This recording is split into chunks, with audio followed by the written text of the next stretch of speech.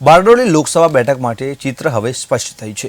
ઉમેદવારી ખેંચવાનો અંતિમ દિવસ છે અને ચિત્ર સ્પષ્ટ જોવા મળ્યું। બારડોલી લોકસભા બેઠક પર 3 ઉમેદવાર મેદાનમાં રહ્યા। ભાજપના પ્રભુ વસાવા, કોંગ્રેસના સિદ્ધાર્થ ચૌધરી અને બીએસપીના રેખાબેન ચૌધરી અને 3 ઉમેદવાર વચ્ચે બારડોલી બેઠક પર ચૂંટણીનો જંગ જામશે।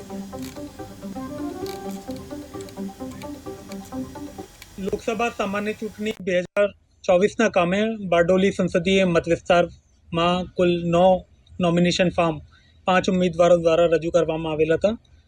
સ્ક્રુટની દરમિયાન 2 નોમિનેશન ફોર્મ રિજેક્ટ કરવામાં આવેલા, એટલે 3 ઉમેદવારના 7 નોમિનેશન ફોર્મ આપને પાસે રહેલા। આજે વિડ્રોલની આખરી તારીખ હોય, કોઈપણ ઉમેદવાર દ્વારા જે નોમિનેશન પેપર પરત ખેંચવામાં આવેલ નથી, એટલે કુલ 3 ઉમેદવારોને હરીફ ઉમેદવાર તરીકે જાહેર કરવામાં આવેલ છે। એમાં ચૌધરી સિદ્ધાર્થ અમરસિંહ જે ઇન્ડિયન નેશનલ કોંગ્રેસના, પ્રભુભાઈ નાગરભાઈ વસાવા જે ભારતીય જનતા પાર્ટીના અને રેખાબેન હરસિંહભાઈ ચૌધરી બહુજન સમાજ પાર્ટીના કુલ 3 ઉમેદવાર હરીફ ઉમેદવાર તરીકે જાહેર થયા અને જે ચૂંટણી છે એ 7મી મહિના રોજ યોજાશે।